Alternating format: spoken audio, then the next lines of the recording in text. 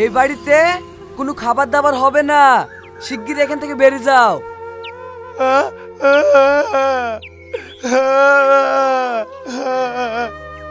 দুদিন খাওনি তো আমি কি করবো?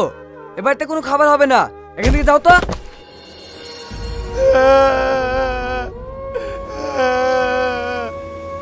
কি ব্যাপার কাকা, আপনি ওই পাগলটাকে ফেলে দিলেন কেন? বৌমা, ও খাবার চাইছে, না বলছি তাও জোর করছে। ঠিক আছে, আমি আসছি।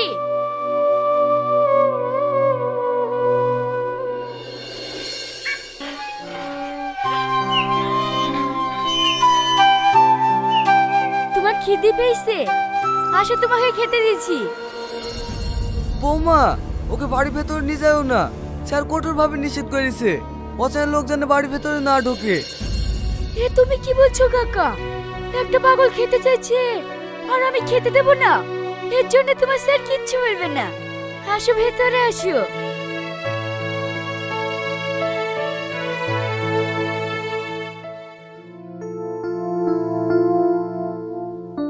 তুমি এখানে বসো, আমি খাবারটা নিয়ে আসছি।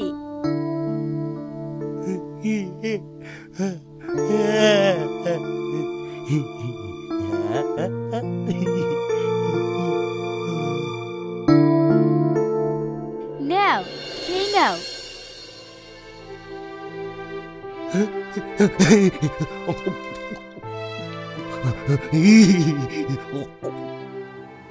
আমি ওইসব কোনো কথা শুনতে চাইনি।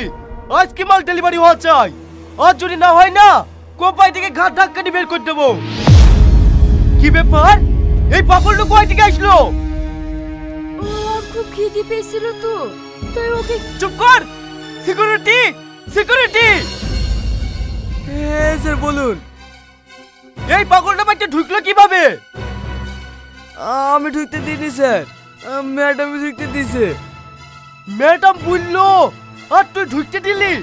আজ তোর এই বাড়িতে কোনো কাজ নাই, তুই বাড়ি থেকে বেড়াই শিগগিরি। স্যার আমাকে দায় দেবেন না, আমি আপনার বাড়িতে অনেকদিন ধরে কাজ করছি, এখন যদি দায় দেন তাহলে আমার ছেলেমেয়ের না আগে দিবে হয়ে যাবে স্যার। এই কথাটুকু আগে ভাবতে হতো, তোকে ব্যাগটা বুঝিনি বেড়া। আর শোন, তোকে শেষবারের মতন বলে দিলাম, এর পরের বার যদি এরকম ঘটনা ঘটে না তাহলে তোকে ঘাট ধাক্কা দিয়ে বাড়ি থেকে বের করে দেবো। আমি কি এমন দোষ করেছি তাই তুমি আমাকে এরকম করছো? চুপ, আওয়াজ নিচে। আমি একজন পশ্চিমবঙ্গের নাম করা মেডিসিন কোম্পানির মালিক, আর আমাকে কিনা তোর কথা চলতে হবে? কখনোই না। বেশি বাড়াবাড়ি করলে না তোকে ডিভোর্স দিয়ে দেবো, কথা যেন মাথায় থাকে।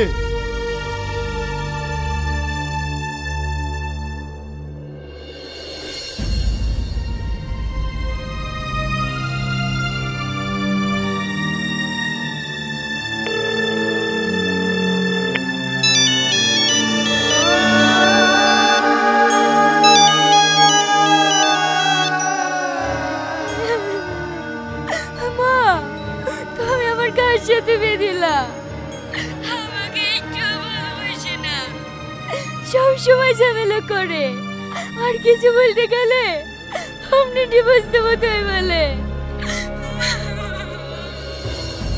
এ বুড়ি বাদ দেবো দেবো বলছে, বাদ দিছে নাকি? পাঁচ ঝামেলার মানুষ তাই এরকম বলে। খবরদার বুড়ি, ভুল করেও যেন আমাদের বাড়ি চলে আসিস নি। এরকম বড় লোক ছেলের পাবি নাকি? একটু ধৈর্য ধরে থাক, দেখ সব ঠিক হয়ে যাবে।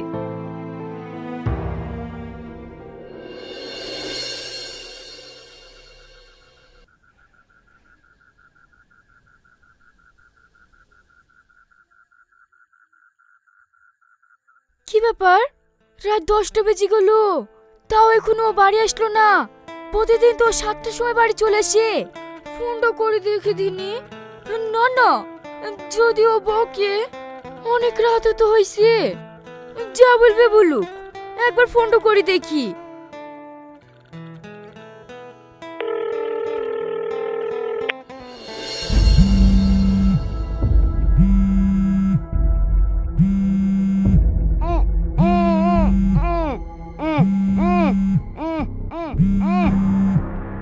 কি ব্যাপার, ফোন তুললো না কেন?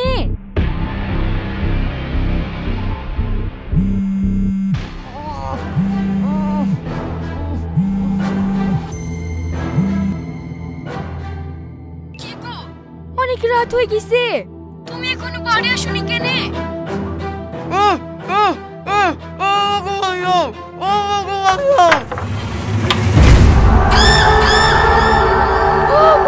তোমার কি হয়েছে?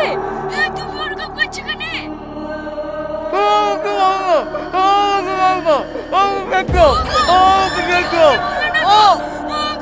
তুমি কোথায় আছো?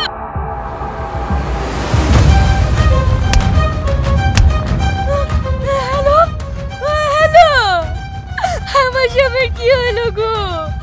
আমার বিরাট বিপদে আছে, আমি এক্ষুনি জানাই ফোন করবো। Hello sir.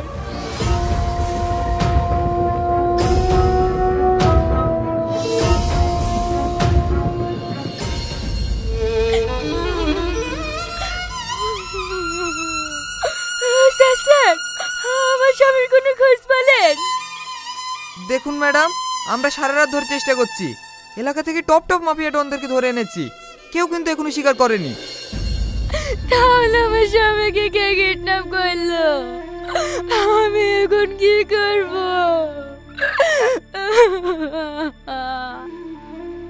ম্যাডাম, আপনি ভেঙে পড়বেন না, আমরা যথারীতিভাবে চেষ্টা করছি।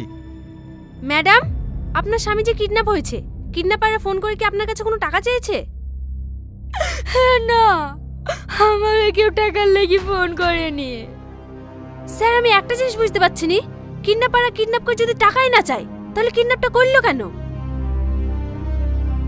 আমিও ওটাই ভাবছি। ম্যাডাম, আপনার স্বামীর নাম্বারটা দিন তো। আপনার মোবাইল নাম্বার নিয়ে কি করবেন? কালকে রাত্রে ওর সাথে ফোনে কথা বলতে বলতে হঠাৎ ওর মোবাইলটা সুইচ অফ হয়ে গেল। আপনি কটার সময় ফোন করেছিলেন আপনার স্বামীকে? কাল রাত 10টা বাজে। ঠিক আছে ম্যাডাম, তাড়াতাড়ি নাম্বারটা নিয়ে লাস্ট লোকেশনটা বের করুন তো। দেখি আপনার মোবাইলটা দিন তো। স্যার, আমার স্বামীর কিছু হবে না তো? না না, আপনার স্বামীর কিচ্ছু হবে না, আপনার স্বামীকে আমরা ভালোভাবে বাড়িতে পৌঁছে দেবো। স্যার স্যার, লাস্ট লোকেশন পেয়ে গেছি। ইয়েস কনস্টেবল, তাড়াতাড়ি চলো। আমিও যাবো স্যার। ঠিক আছে, চলুন।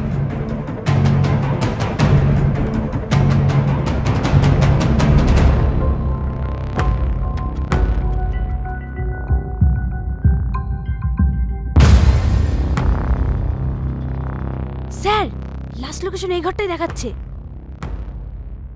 দরজাটা মনে হয় ভিতর থেকে লক করা আছে। কনস্টেবল, দরজাটা ভেঙে ফেলো।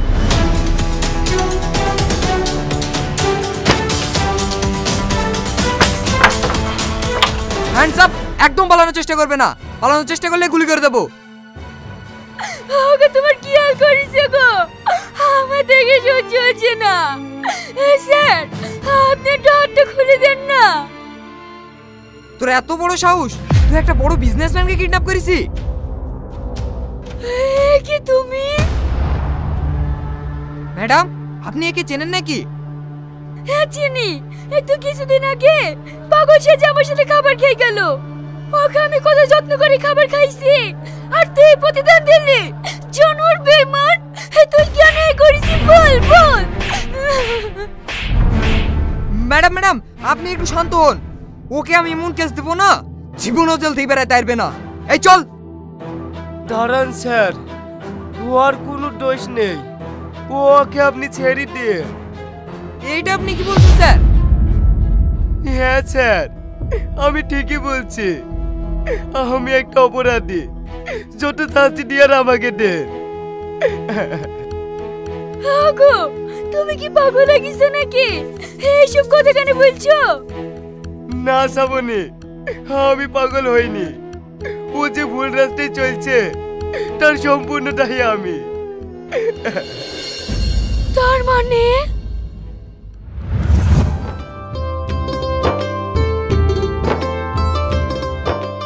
আব্বা কাজে যাইছো?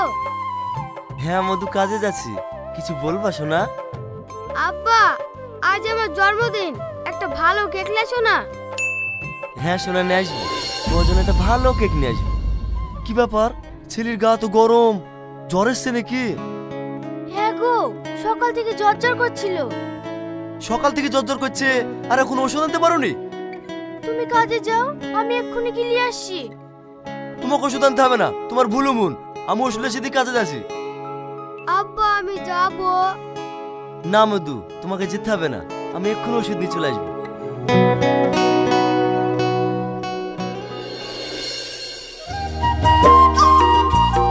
এই তাড়াতাড়ি কাজ কর, আজকে আমার ছেলের জন্মদিন, আমাকে আবার বাজার যেতে হবে।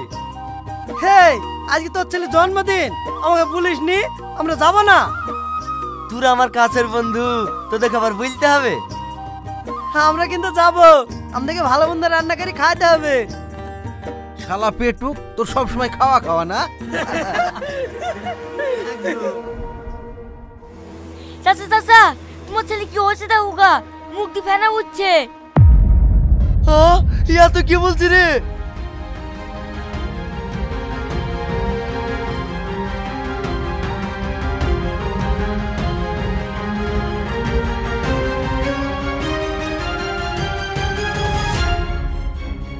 বাবু তোর কি আছে বাবু?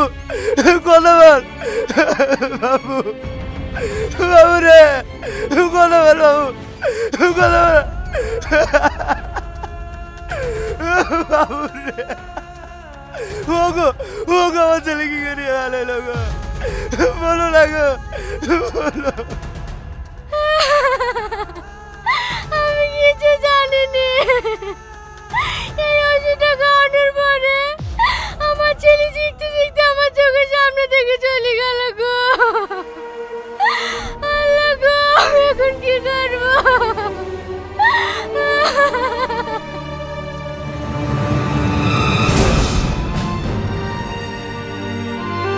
স্যার স্যার, আমার ছেলেকে মেরে ফেলেছে, আমি কেস করবো। কি হয়েছে একটু খুলে বলুন। আমার ছেলে নকল ওষুধ খেয়ে মারা গেছে, আমি এই ওষুধ কোম্পানির নামে কেস করবো। যেখান থেকে কিনেছেন সেই দোকানের নামে কেস করুন। স্যার আমি দোকানে গিয়েছিলাম, বললাম আমার কিছু করার নাই, তুমি কোম্পানির নামে কেস করো। স্যার আপনি কেসটা লিখুন। দেখি ওষুধটা দেখি। ঠিক আছে, আপনি ওখানে বসুন, আমি দেখছি।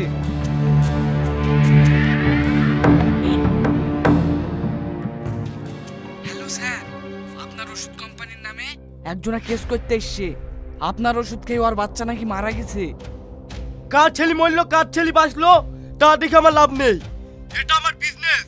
আমি কোটি কোটি টাকা কামানোর জন্য এই ওষুধটা তৈরি করেছি, আমার কাছে কোনো ড্রামার জায়গা নেই। তাহলে এখন কি করব স্যার?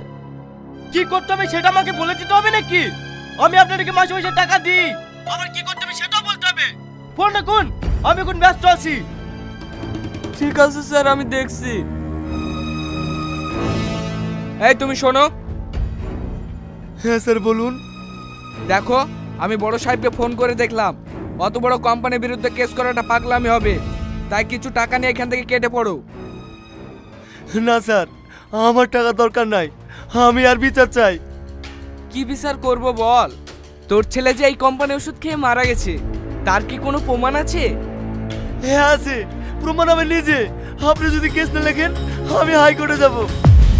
দেখ, বেশি বাড়াবাড়ি করিসনি, কিছু টাকা লি চুপ হয়ে যা। আর ছেলে মরেছে, বউ তো আর মরেনি। সামনে বছর একটা ছেলে নিয়ে নিবি। কি বলেন অ্যালবেস্টার সাহেব? আপনি ঠিকই বলেছেন স্যার। কি বলি জানোয়ার, আর যদি তোর ছেলে মরতো তুই এরকম কথা বলতে পারতিস?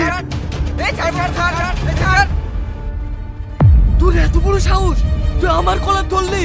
কনস্টেবল, তাড়াতাড়ি আগে লোকবে ভরো।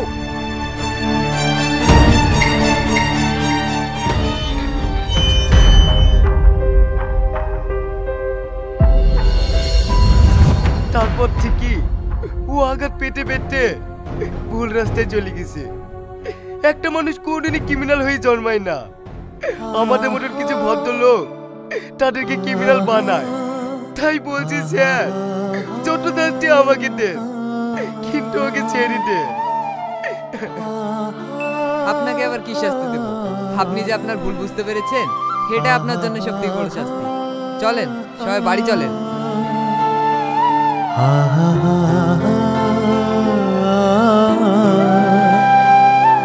ha